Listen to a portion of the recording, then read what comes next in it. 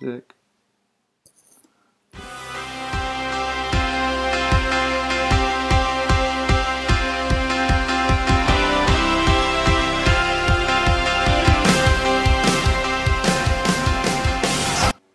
And welcome to the first edition of MLB Pro Happy Hour. I am your anonymous GM, joined by another anonymous GM. How are you doing tonight? I'm good. That is a catchy tune that we came into there. We got exciting baseball tonight. We have round 2 of Buchholz versus Buchholz in San Francisco. We have Steve White in Baltimore going for, I think, win number 5 in a row. I think he's thrown 3 straight complete games. What are you looking forward to in tonight's action? I'm definitely looking forward to the Buchholz battle. I think I'm going on the Rockies train myself. I think they've got what it takes. Rockies won last night's game 3-2 behind Orlando Garcia's effort, defeating Zach Greinke. Tonight we have Mike Minor, who's 1-3, going against 2-3 Matt Latos. Early action, though, begins again with Baltimore at Boston. We have the Oakland A's taking on Toronto and Carlos Martinez over in the National League. The Dodgers are in Washington against Raynel Villette. The Padres take on the Pirates. The Marlins take on the Braves in a battle of NL East teams. The surprising Arizona Diamondbacks, even with their recent struggles, take on the Mets. And then we have a battle of really struggling NL Central teams in the Cubs and the Reds. News was circulating earlier this afternoon about the Reds and manager Wally Backman. Do you think Backman survives the weekend? I do not. I don't necessarily agree with the decision, but I do not think he will survive. What's been the biggest reason for the Reds' struggles this year? Has it been the injuries or some of the off-season moves, getting rid of the likes of Aaron Altherr, bringing in Brandon Short, who's kind of been unproven in his MLB Pro career? It's been an interesting month to the Reds so far. I feel like I'm really right in the middle of everything we're talking about so far, but I think it's a combination of both. I think it's been an interesting year. I think injuries obviously have hurt them. The trainer situation that's well publicized. Definitely some interesting times in Cincinnati coming off their World Series appearance last year. Not that he needed much, but Steve White was given a 3-run first inning lead by the Orioles. 3 runs on just 1 hit, so it'll be about right. It'll be tough for the Red Sox the way Steve White. Actually, I take that back. Steve White didn't get the start, of course, tonight. It was Marcus Stroman. So all that, the knuckleballer will have to wait another day. Marcus Stroman's also another guy. He did really well, if I remember correctly, last year. He's been off to a good start. I'm not sure what role he's playing in the Baltimore. Largely relegated to the bullpen and appeared to be upset a little bit, but getting spot starts here and there, and he's definitely pitched well early on for the Orioles. I mean, everything is going well for the Orioles. You have a rotation again with White. You have Brady Aiken. They bring in Lucio Cruzado from St. Louis, who's stepped right in, and now Eric Hosmer goes deep. 5-0 lead for the Orioles, who are on pace to just shatter every single MLB Pro team record there is, it seems like. They're basically the opposite of the Cincinnati Reds this year. Yeah, expectations were... I don't know what expectations were with the off-season moves the Orioles made, getting rid of Anthony Hale to San Francisco, bringing in a couple young pitchers. Of course, one who was hurt most of the season, but it doesn't matter. They are clearly the team to beat as of May 16th. If I recall correctly, Hosmer was a guy that kind of signed late. No one really wanted him, and he's had a pretty good year for Baltimore. Am I correct on that? He did sign late. He's been the unwanted piece last year. Same deal. We tend to have that. There's actually a free agent out there right now, Casey Janssen, coming off of a terrific couple years in Minnesota. Similar style of player. Scouts don't seem to like him, but yet he gets out on the field and he performs admirably. I'm surprised Baltimore doesn't have him. That's just the way it goes with them. Speaking of stars performing, Armando Cabanas with the Braves just hit a grand slam. Atlanta takes a 4-2 lead on Miami.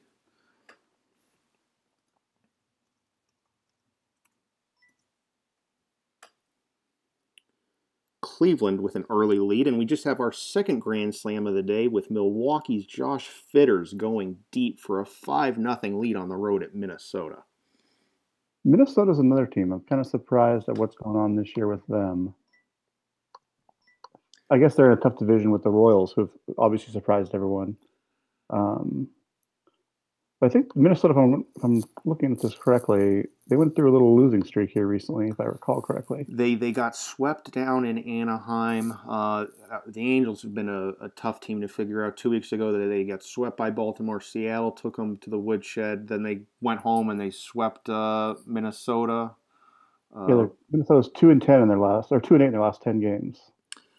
Not at any lack of effort from Gary Copeland, who already has 15 homers to go with his .314 batting average, 34 walks to 8 strikeouts. Little Louie. It is remarkable how good that guy is. The Central, though, you're right. Kansas City sits at, 28-16? Coming off of a season last year in which they went just 66-96, so quite the turnaround from Rhett Parker's Kansas City Royals. Definitely, and interesting, moves they made the last couple of weeks, where they basically overhauled the team with what felt like 1,000 trades in a 1-week period. So interesting to see what happens going forward with that squad. Some rumors are circulating out of the Kansas City front office that they're not done, that they have a deal in place following the draft to acquire a shortstop who might be taking over come mid-June. Interesting. Either way, I'm looking forward to seeing how that whole thing plays out in KC this year. Pittsburgh's Chris Scalise, 5 1/3 so far of one-hit ball. Pirates lead the Padres 4-1 now. Ryan Nash just tripled in Cesar Hernandez, so the announcing jinx lives on in the world of MLB Pro. What else do we have in action? Archie Bradley with the Reds, 6 innings, 10 strikeouts, just 2 hits so far as the Reds lead the Cubs 3-0. Carlos Martinez of Toronto leads Blue Jays lead the A's 2-1 behind Martinez. 7 innings pitched, 7 strikeouts, 1 walk, just 2 hits allowed so far. And then another pitcher who always seems to have quality starts is out in Washington. Raynel Villette, 6 innings, 4 hits, 1 run so far as the Nationals lead the Dodgers 6-1. Villette's the type of player that the Nationals expected to help lead their rotation, frankly, and he sits at 3-4 despite an ERA that's well under 3. He's pitched, including tonight's start, a great start the other day in Arizona, 7 innings of 1-run ball. He's perhaps turning the corner and maybe gives the Nationals hope to claw their way back into a division that has 2 of the National League's best in the Braves and the Mets. Well, that's a crazy kind of. He reminds me of the old school Felix Hernandez, Mariners real life, where he pitches really well, but just seems to be about a 500 pitcher. Looking at his career record, 30-37, but he does have a good ERA of 3.43. What do we make of the NL East? A team like the Philadelphia Phillies, they've been bitten with the injury bug early on. With both Brandon Beachy and Mike Montgomery. They still have one of the NL's best pitchers in Sean Gilmartin, who's 5-0 already. There's talk of them potentially trading some pieces. If there were a piece that you would think contenders out there might be targeting, who on Philly do you think could make the biggest impact? Let's see here. The Phillies are a quiet team normally, so I haven't paid a bunch of attention to them. Gilmartin, obviously. I don't know if Gilmartin's going to be available, but a lefty, is 28 years old, still young enough to make an impact. Would obviously upgrade any rotation. The Ryobe Kamade, Chili, yes, as they call him. I think he could be a good addition to any lineup as well.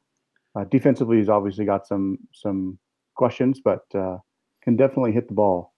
A couple of relief arms that aren't signed through or signed only through the end of this year, in both John O'Quinn and Sean Tollison, to me would be guys that contenders would be willing to make a run at. John O'Quinn, of course, coming off of an arm injury last season, traded at the deadline for De Los Santos with the Mariners. Yep. And no, Quinn and Tolson, bullpen guys typically get overlooked a lot. And I think they are key to a lot of team success here in MLB Pro. So definitely that's someone that I would consider upgrades is getting those bullpen arms for sure. Worth a look out in Washington. The Nationals surrendered 4 runs in the top of the 8th to the Dodgers 6-5, bottom 8. We have the Orioles closing in on a 10-3 win. Out in Boston, Marcus Stroman moves to 4-4. Neftali Feliz falls to 4-4. The Reds just completed their shutout of the Cubs. Archie Bradley moves to 3-4 on the year. Other scores at the moment, top 6, Houston leads Cleveland 2-1. The Rangers, what's going on with the Texas Rangers? First of all, they don't lose. Second of all, how many saves is Ben Rowan going to finish the year with? I believe he has 21 saves out of like 30 Texas wins. Here we are mid-May.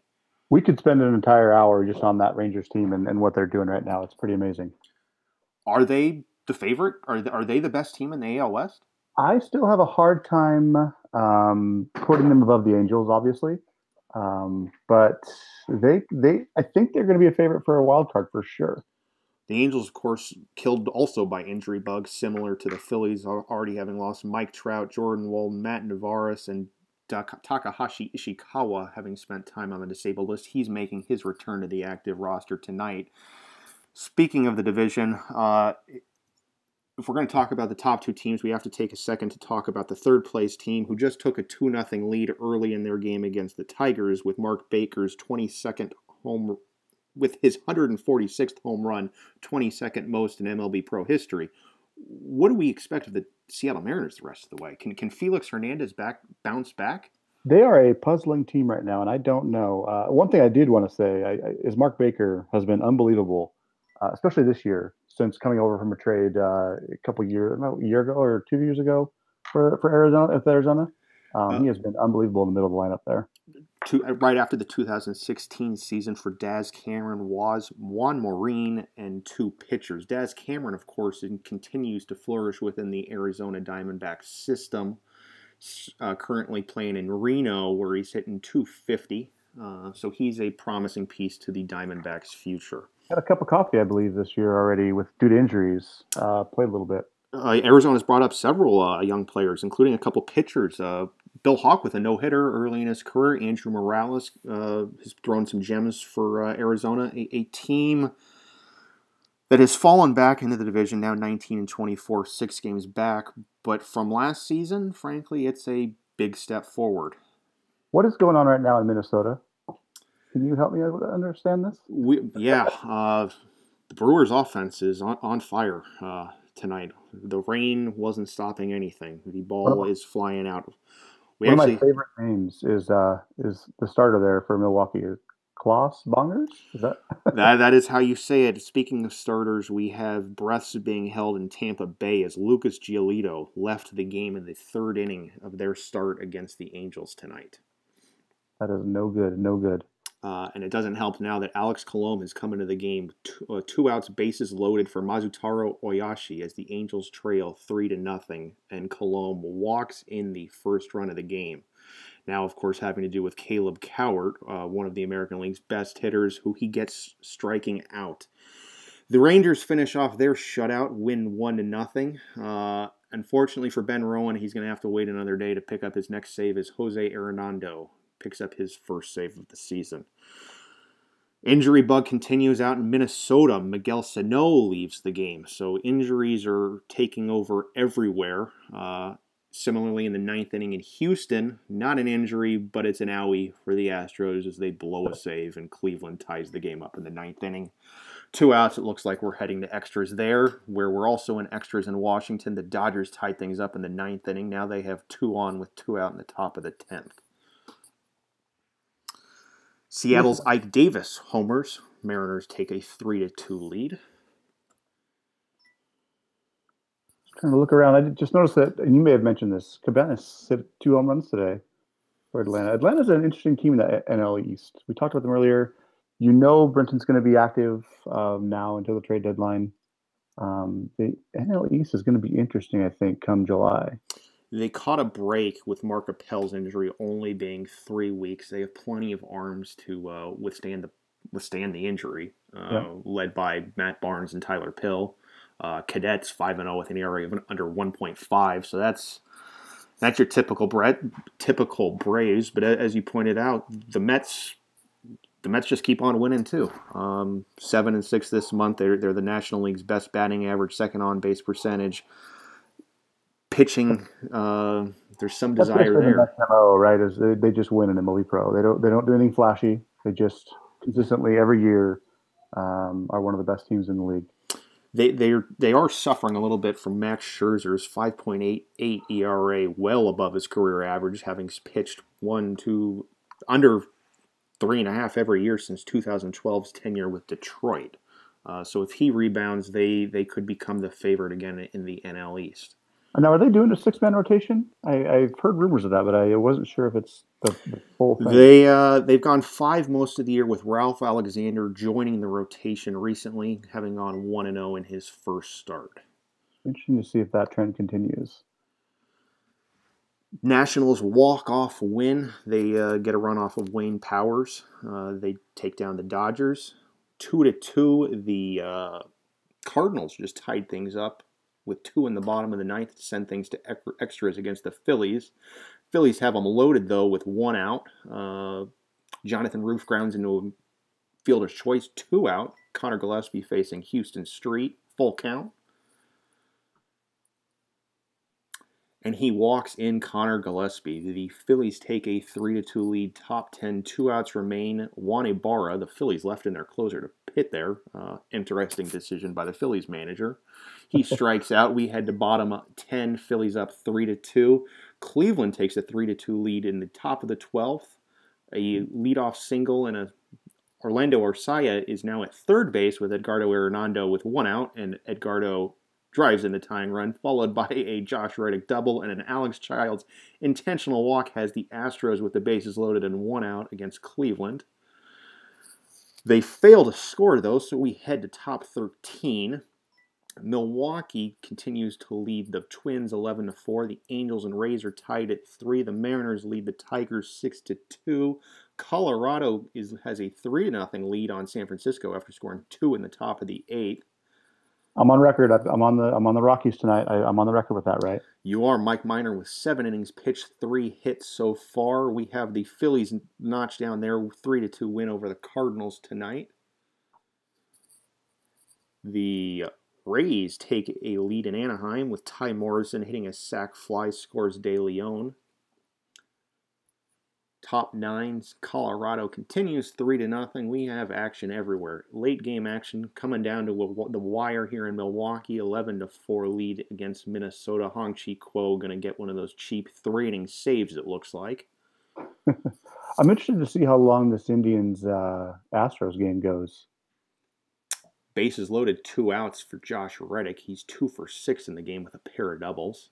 And he strikes out, make that 2 for 7. We're going to play 14. Sounds like fun. Daniel Paolini with a 2-run homer in the bottom of the 7th gives the Angels a 5-4 lead against the Rays. 2 outs here in the 9th in San Francisco. Mike Minor an out away from a complete game shutout, and he gets it. That's game 2 for the Rockies against the Giants in the series of Buchholz versus Buchholz. I knew it all along. What do we make of San Francisco early on this year? A ton of money spent in the offseason. They now fall to 23-23 on the season. Yeah, it'll be interesting. I think that division is up for grabs.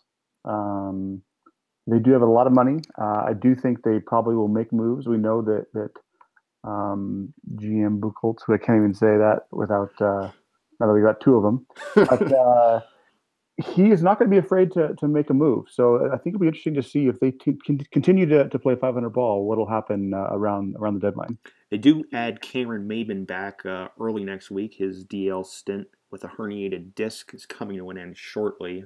They have also not been helped, similar to The Mariners' slow start from Felix Hernandez. The Giants have gotten a very slow start from perennial all-star Tim Lincecum, who looks like he's been relegated to the fifth starter role. I'm not sure if that is accurate or just something that the kind of rotations have dictated or not. But I don't know if he's happy with being the fifth starter.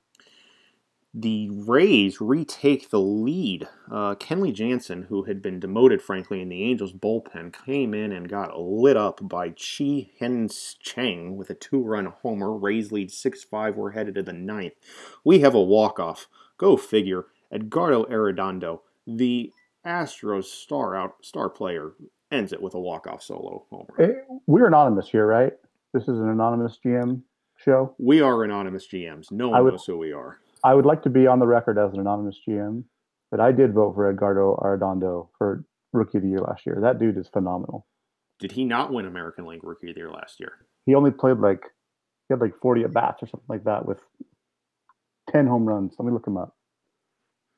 Rays lead 6-5. We're heading to the bottom of the ninth in Anaheim. Can they take the first of 2 games against the Angels? Who's going to be pitching in the ninth? Yeah, he played 20 games last year, had 13 home runs. Mac Davis starts the ninth, leadoff single to Jingbo Zun. Hidearo Kuwabara, who frankly saved the Angels since his early signing in the year, flies out though. 1 on, 1 out. Juan Segura strikes out, 2 outs. Daniel Paolini, last chance for the Angels, down 6-5 here in the ninth. He walks. That brings up Nomar Mazara, a tough out for the Rays.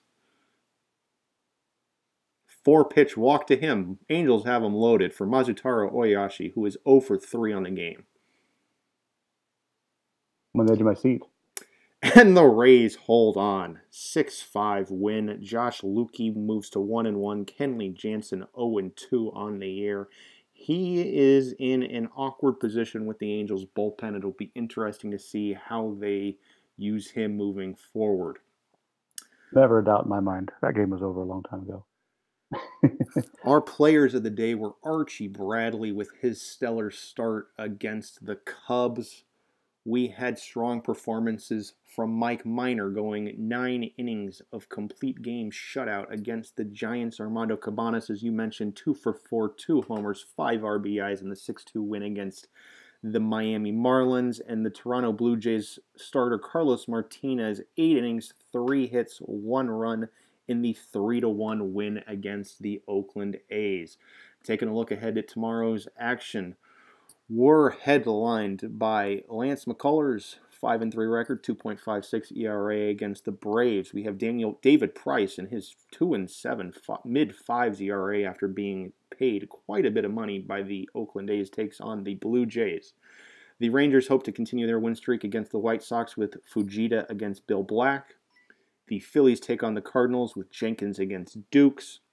Steve White is scheduled to make another start tomorrow for the Orioles, but he was scheduled today, so who knows. Other action again includes the young pitcher in Arizona, Andrew Morales, against the Mets' Jonathan Neese. Yu Darvish of the Cubs takes on Tommy Hanson. The Tigers and Mariners continue with 2 typically great pitchers in Brett Anderson and the struggling Felix Hernandez. And Buchholz versus Buchholz finishes with Craig Cooper against Matt Latos. Any final things that catch your eye in tonight's games or the goings-ons of the league? Nothing too much. I just wanted to finish the thought on Arredondo again. I missed it. 20 games last year, 13 home runs, batted 400, and he's eligible for Rookie of the Year as well this year. So interesting. He's going to be a force, obviously. Houston is loaded with young players. Fellow GM in Seattle has long labeled the Houston Astros as the team of the future, a team that he wants no part of. So it'll be interesting to see how they play out the rest of the season. And with that, we want to thank everyone for joining us in tonight's first edition of MLB Pro Happy Hour. We hope to do this now and again. If you ever have any questions, feel free to shoot that over to MLB Pro Anonymous GM in Slack. Thank you again, and we'll see you soon. Take care, guys.